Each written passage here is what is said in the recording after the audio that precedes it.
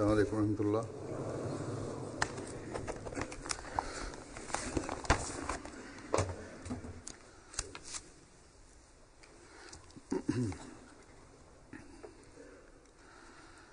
أشهد أن لا إله إلا الله وحده لا شريك له وأشهد أن محمدا عبده ورسوله أما بعد فأعوذ بالله من الشيطان الرجيم بسم الله الرحمن الرحيم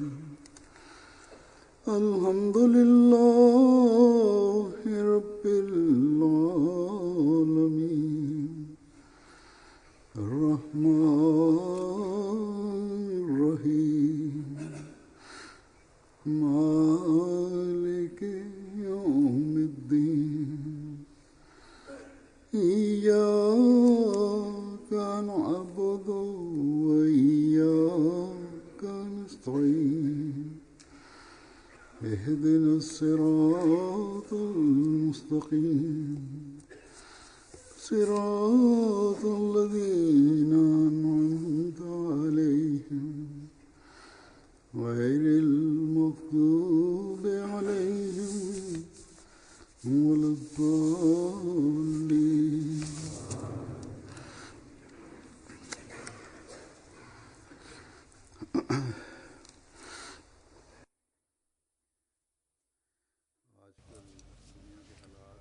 Bugünlerde dünyanın durumu çok hızlı bir şekilde bozulmaktadır.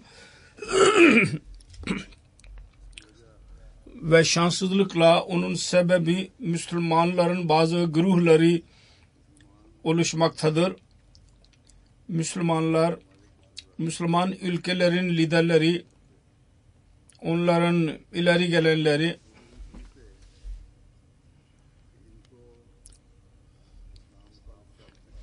anlamıyorlar ki İslamiyet'e muhalif olan kuvvetler onları sarmak istiyorlar. İslam adı altında ve cihad adı altında bu zulümler yapılmaktadır. Bunların İslamiyet'in talimatıyla zerre kadar bir alakası yoktur. Aynı şekilde bazı hükümetler kendi halkına zulüm etmektedirler. Onlar dahi İslami talimatından uzak bir ilişkileri yoktur İslami talimatıyla. İslami talimatına aykırı olarak davranmaktadırlar.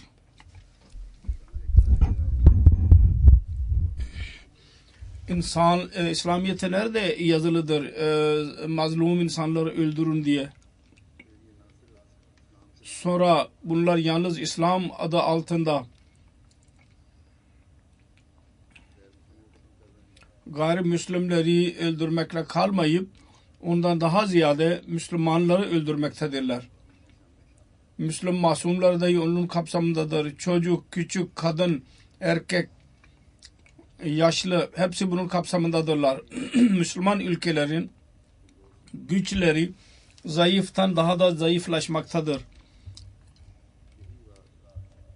Ve İslamiyet'e düşman olan kuvvetler zaten onu istiyorlar. İslami hükümetler hiçbir zaman kuvvetlenmesin. İslam ülkeleri hiçbir zaman iktisat bakımından yahut emniyet bakımından, barış bakımından güçlenmesin. Müslüman ülkelerin liderleri ve onların ulemaları, yetiştirdikleri ulemaları İslami talimatını anlamıyorlar ve anlamakta istemiyorlar. Yüce Allah'ın gönderdiği bu zamanın imamı ve hadisini anlamak istemiyorlar. Allah-u Teala bizzat onu kendi verdiği söze göre ve Resulullah sallallahu aleyhi ve sellem'in verdiği gaybi haberlere göre bu zamanda İslamiyet'in gerçek talimatını dünya insanlarına göstermek için gönderdi. Bunun neticesinde biz ne görüyoruz? Zikrettiğim gibi İslam emniyet ve insafı sağlamanın en büyük iddiacısıdır. İslam hükümetlerine der ki insaf ve barış sağlamak İslami hükümetlerin en büyük görevidir.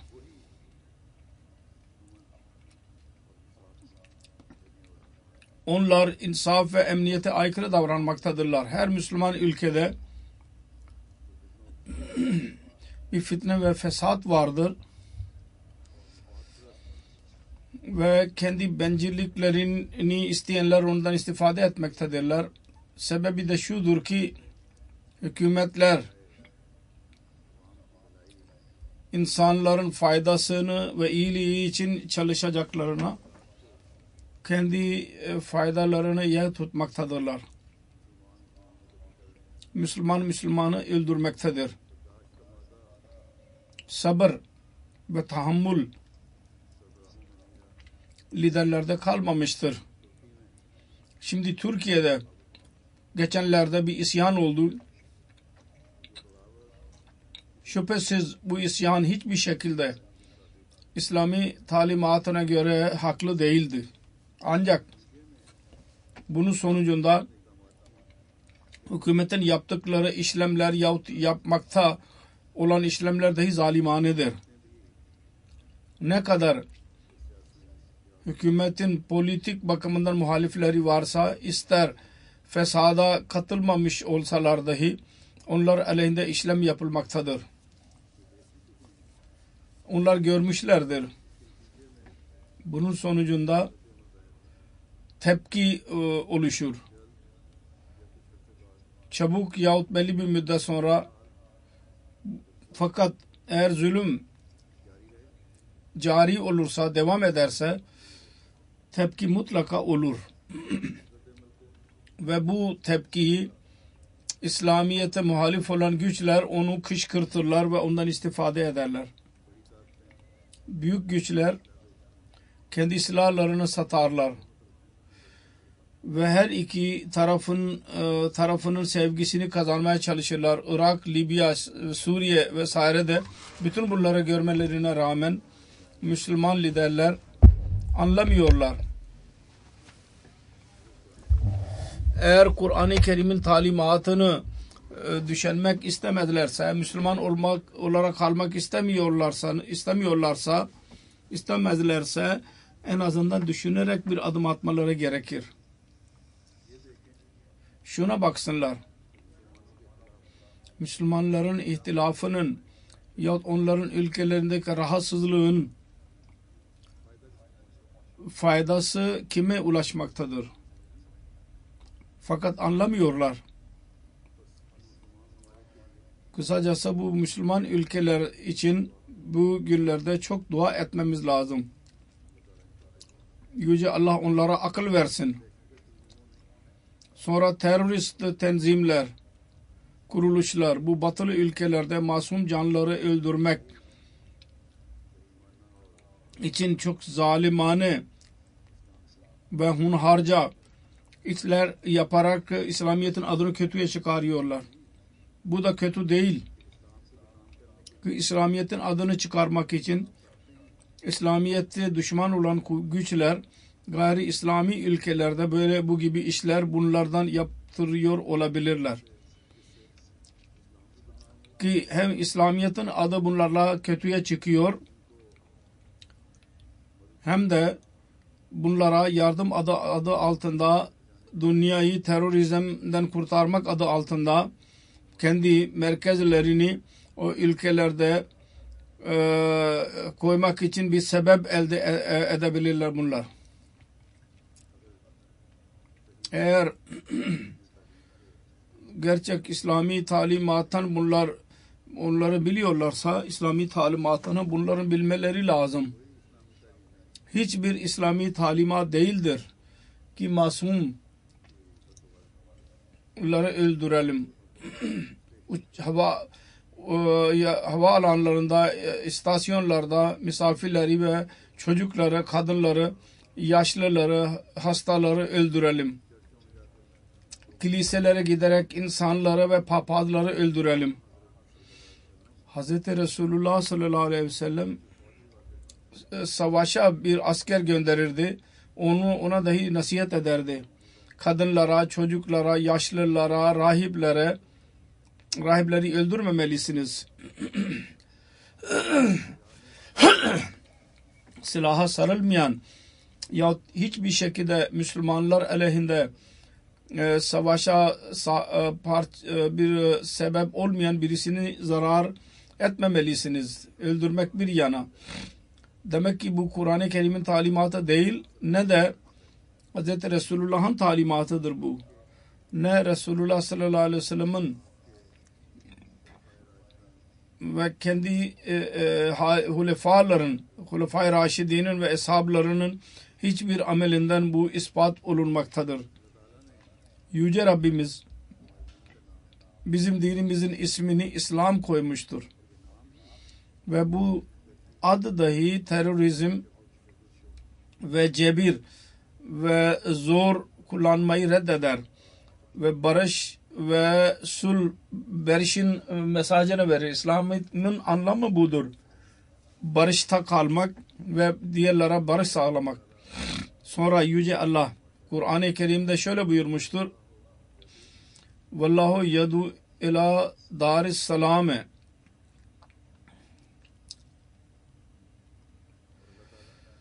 Yüce Allah selamet barış evine doğru insanları çağırmaktadır. Sonra gerçek bir Müslüman namaz kıldığı zaman Yüce Allah'ın merhameti ve onun lütfunu arar. Fakat bu zalim insanlar ne Kur'an-ı Kerim'e inanırlar, ne ona amel ederler, ne de namaz kılarlar. Bunların yeni bir dinleri ve yeni şeriatleri vardır.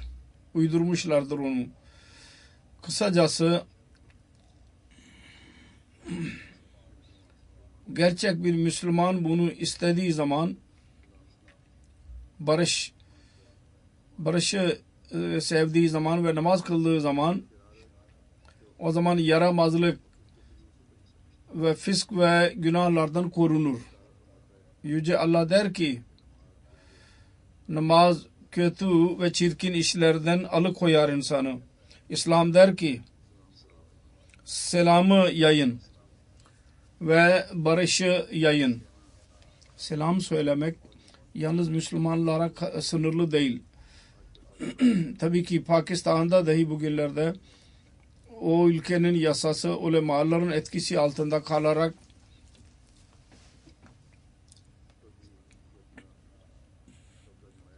bunu dahi tekeline getirmişlerdir. Tekelin altına koymuşlardır.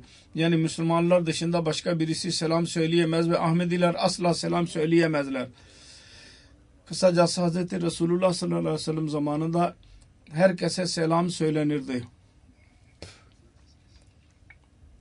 Bir ayrım yapmadan bu birkaç iyilik, beyan ettiğim iyilik, İslamiyet'in iyiliği barış sağlamak için bu özet olarak bunları söyledim. Detaylarına girersek ve hangi şekilde olursa olsun biz ona bakarsak ve hangi buyruğunu ele alırsak İslamiyet'in barış ve sulhun mezhebi olduğunu görürüz. Terörizmi değildir bu. Eğer dünyanın kalplerini fethedebilirsek, İslamiyet'i yayabilirsek dünyaya, bunun güzel talimatıyla yayabiliriz. Teröristler ve ulemaların uyduruk talimatıyla değil. Ancak bu yol ancak Allah-u Teala'nın bu zaman zaten imamı olarak gönderdiği zat bunu gösterebilir. İnsaf ancak o yapabilir. Ki Allah-u Teala onun insafı için göndermiştir. Hakem ve adil olarak göndermiştir. İslamiyet'in güzel talimatını ancak o uygulayabilir. Ki Allah-u Teala onu böyle bir mertebe vermiştir. Biz Ahmediler şanslıyız. ki biz zamanın imamını ve Mesih Maud Aleyhisselatü Vesselam'ı ve Mehdi'yi kabul ettik ve bu dinin bu zulümlerine katılmaktan, ortak olmaktan biz korunduk. Vaat edilen Mesih Aleyhisselam bir yerde şöyle buyurmuştur. İslam kendi talimatının ikiye ayırmıştır. Birincisi Allah hakkı ve ikincisi kul hakkı.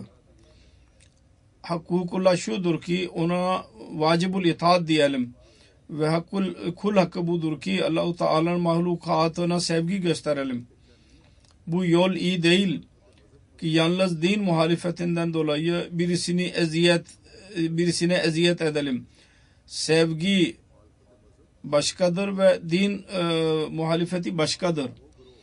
Müslümanların taifesi cihad yanlışlarına düşmüşlerdir. Onlar caiz derler ki kafirlerin malını ele geçirmek caizdir. Caiz olmayan bir şekilde. Hatta benim hakkımda dahi bunlar fetva verdiler. Ki bunların malını yağma edin. Bu fetva gayri Ahmedi ulemaların, bu Ahmedi cemaatinin üyeleri için bugün dahi vardır. Der ki bunlar fetva verdiler. Bunların malını yağma edin Ahmedilerin. Yahut Mesih Maud Aleyhisselam'ın. Hatta der ki şuraya kadar bu fetva vardır. Bunların karılarını götürün.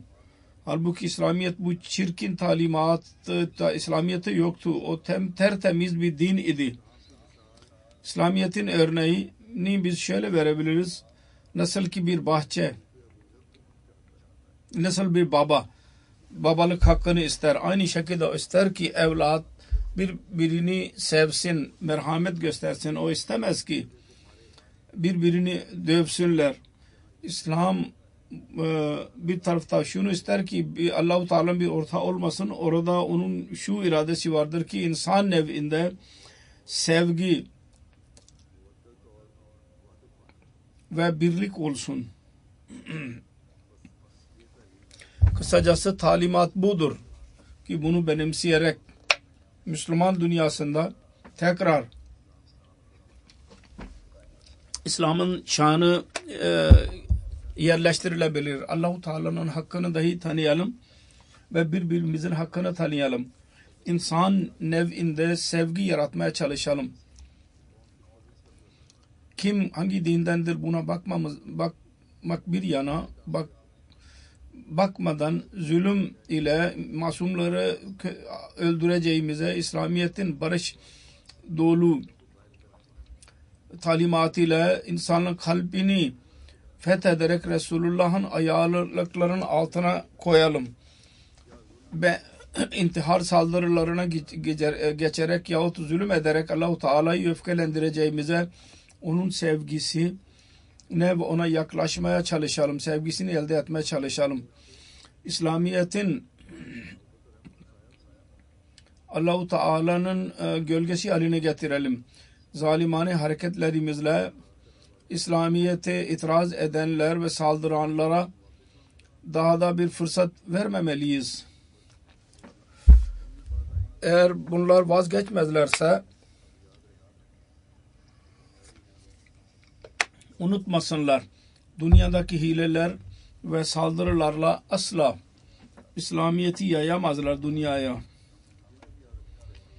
Biz Ahmediler dahi şunu hatırımızda tutmalıyız.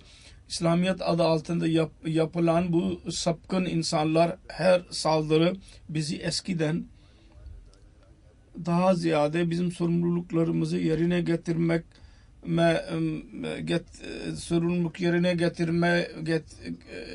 getirmeliyiz. İslamiyet'in adını kötüye çıkaran her hareketten sonra biz dünya insanlarına şunu söylemeliyiz. Benim dinimin temeli barış ve selamet üzerindedir. Her birimiz bunu söylemeliyiz. Eğer İslamiyet'in tabi olanlardan birisi böyle bir hareket yaparsa ki emniyeti ve barışı yok eden bir hareket yaparsa ya o taifenin, o güruhun kişisel bir bencilliği olacak. İslamiyet'in talimatıyla onun hiçbir alakası olmayacaktır. Bunlar tamamen caiz olmayan şeylerdir. Bunun sorumluluğu bu amel yapanların üzerindedir. İslamiyet bundan sorumlu değil. İslami talimat bundan sorumlu değil. Bu Allah-u Teala'nın lütfudur ki cemaat, Ahmediye cemaati bunun için her ülkede çaba sarf etmektedir. Ve şimdi Allah-u Teala'nın lütfuyla, medya vasıtasıyla bunun güzel etkisi dahi vardır. Bunun köşe yazarları kendileri yazarlar. Şimdi Fransa'da bir papaz zalimane bir şekilde öldürüldü. Bunun üzerine yazan yazdı.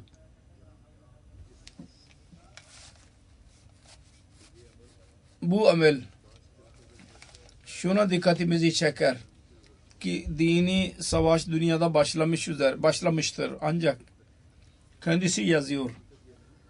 Gerçek şu değil ki dinin gölgesi altında bencilliklerin ve psikolojik hastaların savaşıdır.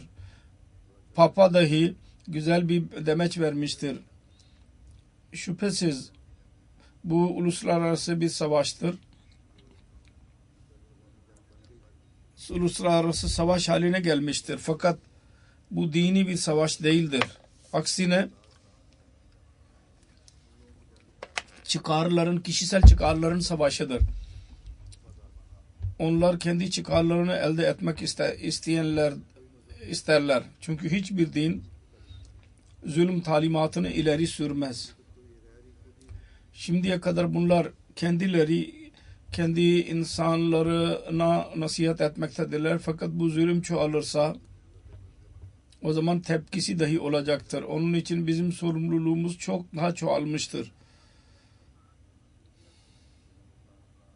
Biz İslamiyet'in barış dolu mesajını dünyanın her köşesine götürelim. Kısacası bir tarafta bu vardır. Fakat öyleler dahi vardır ki onlara bizim mesajımız ulaşmıştır. Ancak olumsuz anlam çıkarmaya çalışıyorlar. Birisi bana yazdı. Adamın birisi galiba İslam'dan dönmüştür, mürted olmuştur. Benimle alakalı olarak bir tweet mesajı verdi. Belki resmi mi dahi verdi. İslam barış dinidir ve Hz. Resulullah sallallahu aleyhi ve sellem zulümü yasaklamıştır. Barbarlığı. Ancak ondan sonra kendisi bu demeçten sonra alaylı olarak yazdı. Bu buyruk kadınlar için değildir. İslamiyet'i terk edenler için değildir. Mürted olanlar için değildir. Filan iş için değil, filan iş için değildir. Öyleleri dahi vardı demek ki. Onlar görürler İslamiyet'in barış resmini cemaat gösteriyorlar. İnsanlar ondan etkileniyorlar. Onu zahil etmek için zahil etmeye, uzaklaştırmaya çalışırlar. Ve bu değişik vasıtalarla dünyada bugünlerde tweet ve Facebook ve değişik yollarla mesaj gönderilir. Bunun vasıtasıyla yüz binlerce insana bu mesaj ulaştırır. Bu gibi insanları dahi gözetimimizin altında bulundurmalıyız ve ona cevap vermeliyiz. Onlara. Şimdi çok iş vardır. Dünyaya kadar İslamiyet'in gerçek talimatını ulaştırmak için yapmalıyız. Tabii ki eskisinden çok daha fazla dünyada İslamiyet Ahmediye cemaati vasıtasıyla tanınmıştır İslam. Ancak daha diyemeyiz ki biz teselli verici bir iş yaptık.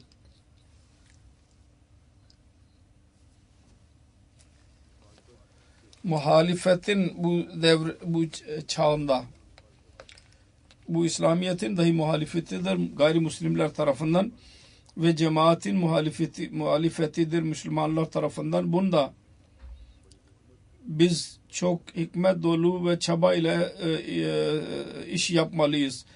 Şüphe yoktur ki İslam öyle bir dindir ki dünyaya mutlaka yayılacaktır inşallah. Ve bunda da şüphe yoktur. İslamiyet'in tekrar dirilişi şimdi Ahmediyet vasıtasıyla olacaktır inşallah Teala. Bu Allah-u Teala mukadder kılmıştır bunu. Ancak şu çaba sarf etmeliyiz ve dua etmeliyiz. Bu ilerleme manzaralarını biz hayatımızda görelim. Ve bizim zaaflarımız ve eksikliklerimiz bu ilerlemeyi bizden uzaklaştıran olmasın. Kısacası kendi Allah-u Teala'nın lütfunu cezbetmek için çaba ve dualara ihtiyacımız var. Söylediğim gibi bizim İslamiyet'e düşman olanlar dahi, kuvvetler dahi bize düşmandır ve sözde ulemalara tabi olan Müslümanlar dahi bize muhaliftirler.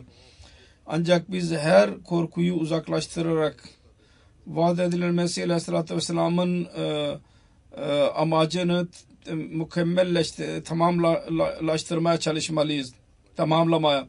Bazı yerlerde jurnalistler, gazete temsilcileri soru sorarlar. Avrupa'da dahi geçenlerde soru sordular. İsveç'te dahi birisi bana bu tur esnasında soru sordu. Sizin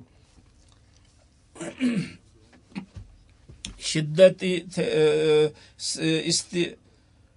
teröristler tarafından siz kendiniz tehlikedesiniz, canlarınız tehlikede, siz nasıl yapacaksınız iş? Ben dedim ki evet, şüphesiz ben korku içindeyim, tehlikedeyim. Cemaat üyeleri tehlikededirler, fakat bu tehlikeler bizi kendi işimize, bizim işlerimize mani olamazlar.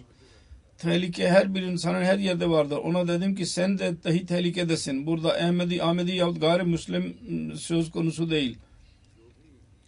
Her kim bu kendi çıkarlarını elde etmeye çalışanların programını göre amel etmezse yahut onlarla dal kavukluk yapmasa onun canı tehlikededir. Ancak Ahmedilere onlar dahi muhaliftirler. Onlar kendi kavimlerini seven insanlardır. Yahut İslamiyet'in düşmanlarıdır. Her yönden tehlike vardır. Ancak kısacası bir mümin bunlara aldırış etmez ve imandan yana olur ve inşallah Teala her Ahmedi imandan yana kalacaktır. Dünyanın durumu için her Ahmedi'nin her yaramazlıktan korunmak için ve cemaatin bir cemaat olarak her yerde yaramazlıklarından korunmak için bizim dualara ve sadakalara dikkat etmemiz lazım bugünlerde. Özellikle buna dikkat etmemiz lazım. Söylediğim gibi bugünlerdeki durum daha da berbat olmaktadır. Yüce Allah yaramazlıklarını onlar elinde döndürsün. Onlar İslamiyet'in adını kötüye çıkarıyorlar. İslamiyet'in adı altında zulüm yaparak, barbarlık yaparak Allah-u Teala'nın dininin adını kötüye çıkarıyorlar. Yüce Allah onları cezalandırsın alelacele ve bütün belaları ve zorlukları yok etsin. Hz. Resulullah sallallahu aleyhi ve sellem duaya dikkatimizi çekerek bir seferinde her kimin için dua kapısı açıldı, sanki onun için rahmet kapıları açılmış oldu. Allah-u Teala'dan istenen eşyalar arasında en fazla Allah-u Teala'dan afiyeti talep etmek iyidir. Onun afiyetine girmek Allah-u Teala sever. Ki insan onun afiyetine girsinler. Ve Resulullah sallallahu aleyhi ve sellem şöyle buyurdu. Dua her iptila zamanında gelmiş olan iptila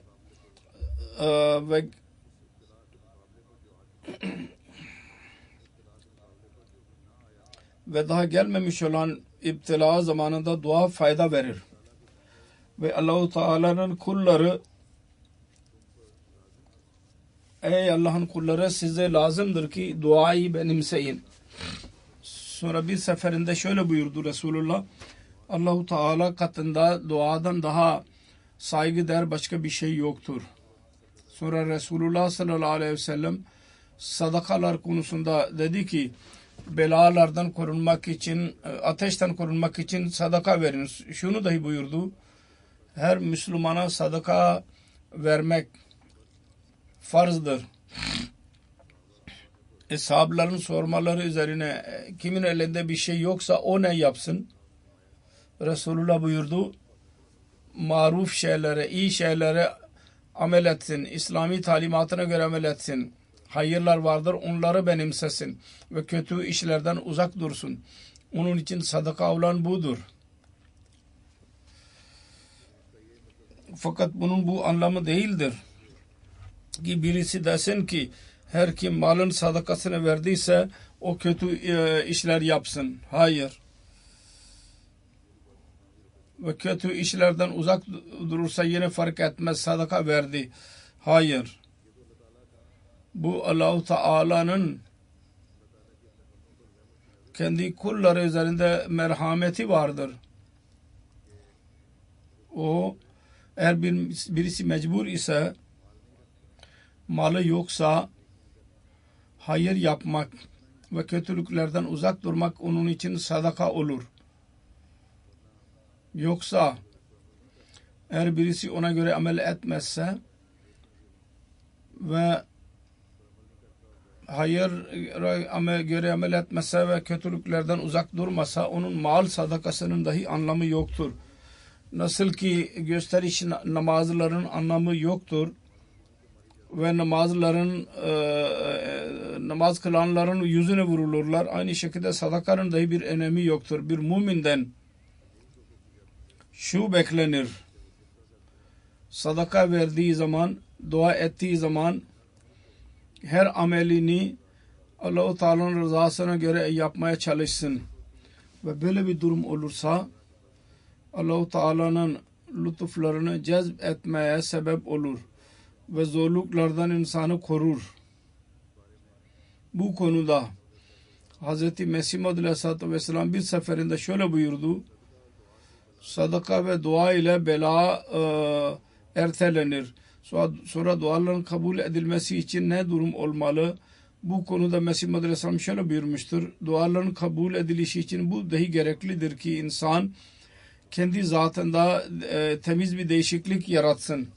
Eğer kötülüklerden uzak duramıyorsa ve Allah-u Teala'nın sınırlarını aşıyorsa o zaman onun duasında bir etki olmayacak. Onun için Allah-u Teala'nın sınırları içinde kalarak dua ve sadakalara pek önem vermeliyiz ki biz Allah-u Teala'nın lütuflarını cezbedenler olalım. Vaat edilen Mesih Aleyhisselam bir seferinde dualara dikkatimizi çekerek şöyle buyurmuştur: ben daima dua ederim. Ancak sizin dahi gereği farzınız var. Daima dua edin. Namaz kılın ve tövbe edin. Durum böyle olursa o zaman Allah-u Teala sizi koruyacak. Ve bütün evde bir tek insan dahi böyle olursa o zaman Allah-u Teala onun vasıtasıyla diğerleri dahi koruyacaktır. Dedi ki özel imana sahip olanlar Allah-u Teala döner, rücu eder ve Allah-u Teala onları kendisi korur. Sonra buyurdu ki Yüce Allah-u Teala hiçbir zaman bir sadık ile vefasız olmaz. Bütün dünya dahi eğer onun düşmanı olursa ve ona düşman olursa ona zarar veremez hiçbir şekilde. Allah-u Teala çok güç kuvvetlere sahiptir. İnsan iman kuvvetiyle onun korumasının altına girer ve onun güçlerini ve kudretlerinin acayiplerini görür. Sonra hiçbir düşüklük ona nasip olmayacak. Unutmayınız, Allah-u Teala güçlüden daha güçlüdür. Kim daha güçlüyse ondan daha güçlüdür o. Hatta dedi ki kendi emrine dahi üstündür. İyi kalple namaz kılın ve dua edin ve bütün akrabalarınıza bu talimat verin.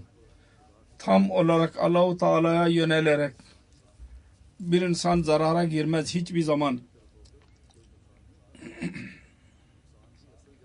zararın asıl kökü günahtır. Onun için biz halis olarak Rabbi Allah-u Teala'nın önüne eğilmek ve ondan yardım dilemeliyiz. O bütün belaları, zorlukları yok etsin ve düşmana zarar, yenilgiye uğratsın. Muhaliflerin cemaat aleyhindeki bütün planlarını namurad eylesin. Yüce Rabbimiz bize Kur'an-ı Kerim'de dahi bazı dualar öğretmiştir. Onları dahi okumalıyız ve iyi bir şekilde anlayarak okumalıyız. Vaad edilen Mesih Aleyhisselam Kur'an'i dualar hakkında bize şu yol göstermiştir. Ve şöyle bir nokta beyan etti ki Allah-u Teala Kur'an-ı Kerim'de bazı dualar öğretmiştir. Şu gayeyle bunlar öğretilmişlerdir ki bir mümin halis olarak bu dualar ederse ki Allah-u Teala onu kabul buyurur. Belaların uzaklaşması için ve yaramazlıklardan korunmak için bu Kur'an dualarını dahi kuvvetli bir şekilde okumalıyız. Kur'an-ı Kerim'de bir dua şöyle öğretilmiştir. Biz namazda dahi bu dua ederiz ve Mesih Muhammed Aleyhisselatü Vesselam dahi bunu çok fazla okumamızı bizim dikkatimizi çekmiştir. O dua şudur. Rabbana atina fid dünya haseneten ve fil ahireti haseneten ve qina azabannar. Ey Rabbimiz bize dünyanın hasenelerini dahi ver ve geleceğin hasenelerini dahi ver, iyiliklerini ve ateş azabından bizi koru. Mesih Muhammed Aleyhisselatü Vesselam bu konuda der ki insan kendi nefsinin iyiliği için iki şeye muhtaçtır. Birisi dünyanın kısa hayatı ve bu da musibetler ve belalar gelir insanın üzerine onlardan emniyet içinde kalsın. İkincisi günahlardan ve manevi hastalıklardan ki onu Allah'tan uzaklaştırırlar. Onlardan necat bulsun. Dünyanın hasenesi şudur, iyiliği.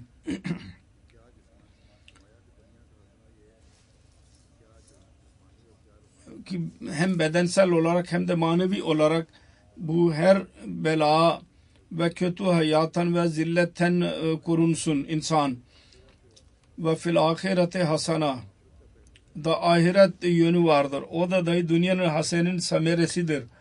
Onun neticesinde insana nasip olur. Dünyanın hasenesi insana nasip olursa ahiret için iyidir o. Ve ateş azabından korumak için dedi ki ondan murad yalnız o ateş değil kıyamet gününde olacak olan ateş. Dünyada dahi binlerce çeşit ateş vardır ve bu konuda dedi ki birçok zorluklar, korkular, akrabalarla olan ilişkiler ve hastalıklar vesaire vardır. Mümin dua eder. Bütün her çeşit ateşlerden bizi koru. Sonra bu dua sebat için insan bazen bela olunca sebat göstermez. Allah-u Teala'nın yardımını elde etmek için bize dua öğretti Allah-u Teala. Bir dua şudur ki Rabbena gfir lana zunubana ve israfana fi emrina ve sabbit akdamana vansurna alel kavmil kafirin. Ey Rabbimiz bizim günahlarımız, eksikliklerimizi ve amellerimizde bizim aşırılıklarımızı affeyle ve bizim ayaklarımızı güçlendir ve kafirler aleyhinde bize yardım et. Vaad edilen Mesih Aleyhisselam bu konuda şöyle buyurmuştur. Zahirdir ki eğer Allah-u Teala günah affeden olmasaydı böyle bir dua öğretmezdi asla. Sonra Kur'an-ı Kerim'in bir duası vardı. Rabbi inni lema anzalta ileyye min hayrin fakir. Ey benim Rabbim kendi hayırından, iyiliğinden bana ne nazil edersen ben ona muhtacım. Bu duayı çok etmeliyiz. Kur'an-ı Kerim'de birçok dua daha vardır. Allah-u Teala'nın lütuflarını cezbetmek için onları okumalıyız.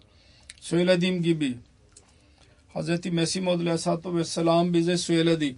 Allah-u Teala Kur'an-ı Kerim'de bu duaların zikrini yapmıştır. Ve şu gayle yapmıştır ki insan halis olarak ondan dilesin ve Allah-u Teala onları kabul buyursun. Sonra Resulullah'ın duaları vardır. Mesih Maud Aleyhisselatü Vesselam'ın duaları vardır. Bir dua konusunda Mesih Maud Aleyhisselatü Vesselam'ın duası vardır. Mesih Maud Aleyhisselam diyor ki bana ilka oldu. Allah-u Teala bu duayı bana öğretti. Ve o da şudur. Rabbi küllü şeyin hadimuke Rabbi fahfazni vansurni varhamni. Bu bana ilka oldu. Dedi ki benim kalbime indirilmiştir.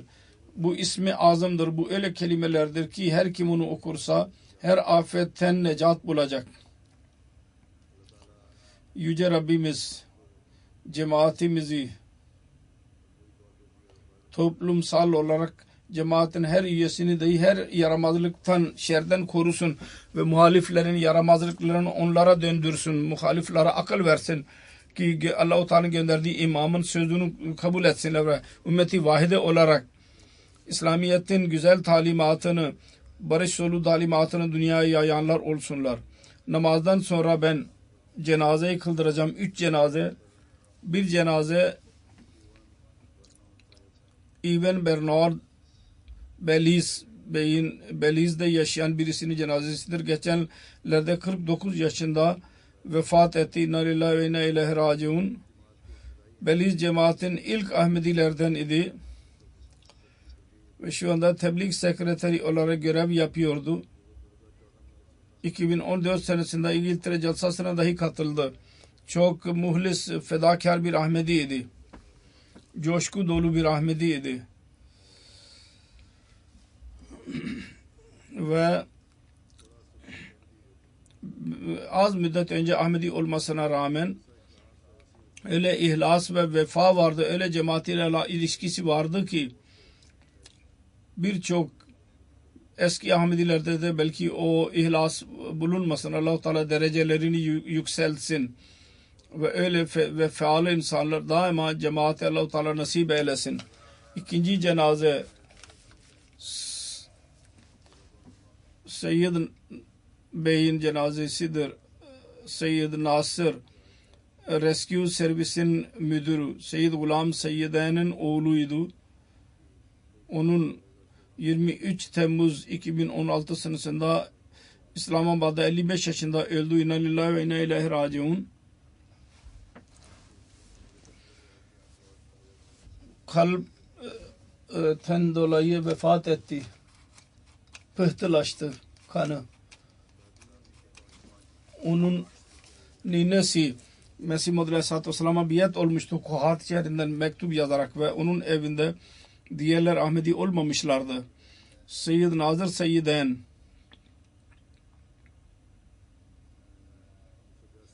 ...1982 senesinde araştırarak Ahmedi oldu. Sonra BSc yaptı Karachi'den. Sonra aynı yerde Karachi'de kaldı. Ve 1989 senesinde Karachi'den İslamabad'a nakl oldu. Udamul Ahmediye il yüzeyde birçok görevde bulundu. Şubelerde muhtemedi tıp kampları dahi kurardı. Charge Writer Forum İslamabad olarak dahi görev yaptı. 1989 senesinde Rabbaha intikal oldu ve 2000 senesinde hayatını vakfetti. Meclis Udamul Ahmediye söylediğim gibi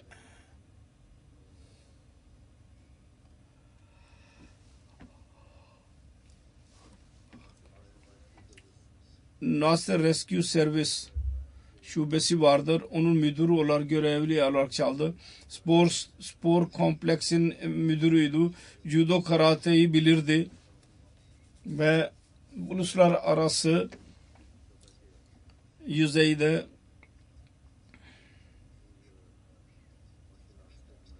meşhur bir oyuncuydu. Pakistan'ın temsilcisini değişik ülkelerde yaptı. Orada dahi Rabbat'a dahi gençlere, çocuklara martial arts öğretti. Judo karate vesaire. Hilafet ile derin alakası vardı. Çok ihlas ve vefa ile hizmet eden birisiydi. Çok sade bir insandı. Sade mizaçlı. Daima bu iyiliği vardı ki daima gülümser yüzlüydü. Ne kadar zorluk olursa olsun daima iyi, mutlu kaldı. Allah-u Teala kendisine öyle bir muamele yapsın ki kendisi için dahi mutlu verici olsun. Onun nesilleri için dahi mutlu verici olsun. Yüce Allah'ın lütfuyla Musi idi ve Rabb'a dafnedilmiştir. Karısı dışında onun annesi babası dahi yaşıyorlardır. Ve 3 kızı ve 3 erkek evladı da sahiptir. Bir oğlu Madrasatul Hifz'de Kur'an'ı hifz etmektedir. Allah-u Teala merhumun derecelerini yükseltsin. 3.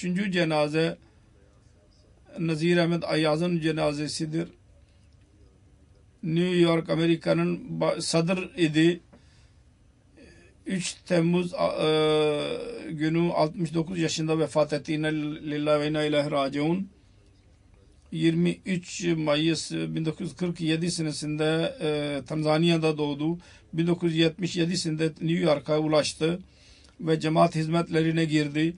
Önce mal sekreteri, sonra 35 seneye kadar New York cemaatin başkanı olarak görev yaptı. Sadır cemaati olarak.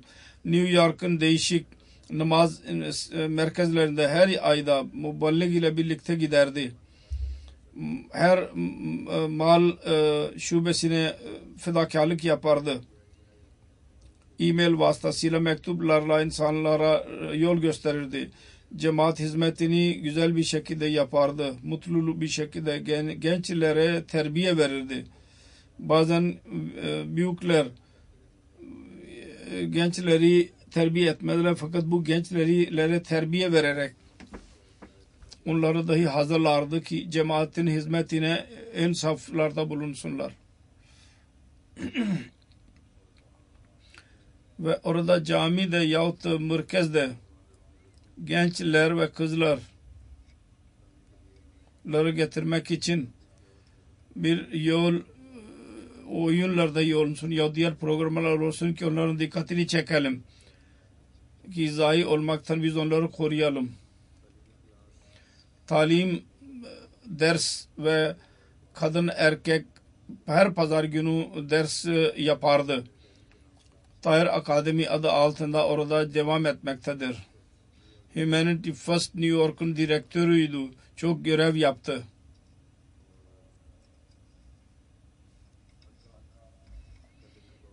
Her iş yapardı başkan olmasına rağmen. Eğer ihtiyaç olursa temizlik merkezde bizzat kendi eliyle her şeyi temiz yapardı ve namazları daima kılardı. Musi'ydi. Orada Musi makbarasında defnedilmiştir, mezarlığında. Onun karısı ve bir tek kızı vardır. Usma Ayaz. Allah-u Teala merhumu mağfiret eylesin ve derecelerini yükseltsin. 4. Halife Rahimahullah dahi bir seferinde ona dediydi: sen Amerika'nın cemaatlerinde misali bir sadırsın ve daima öyle olsun ve dua ederim öyle sadırlar daha cemaate nasip olsun. 35 sene cemaatin başkanı olarak görev yapmayı nasip etti Allah-u Teala kendisine.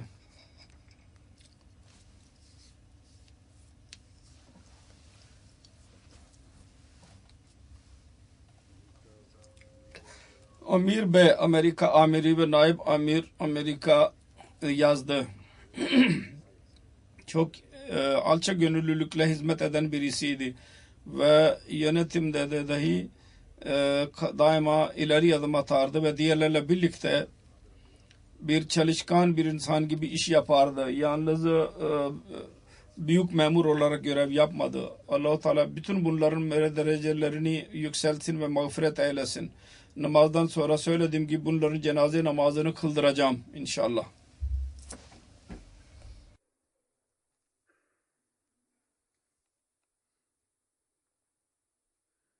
Elhamdülillah, elhamdülillah, nahmaduhu ve nesta'inuhu ve nestağfiruhu ve nu'minu bihi ve netevekkalu aleyh ve na'uzu billahi min şururi enfusina ومن سيئات أعمالنا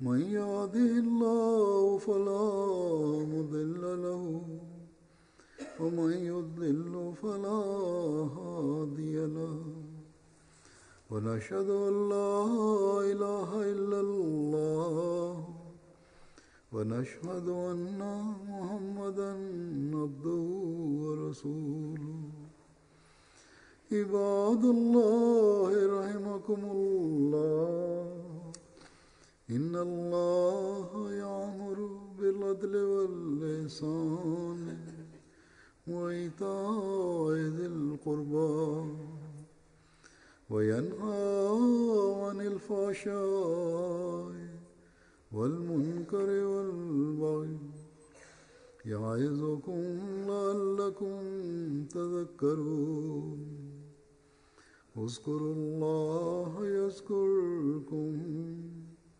وادعوه يستجب لكم ولذكر الله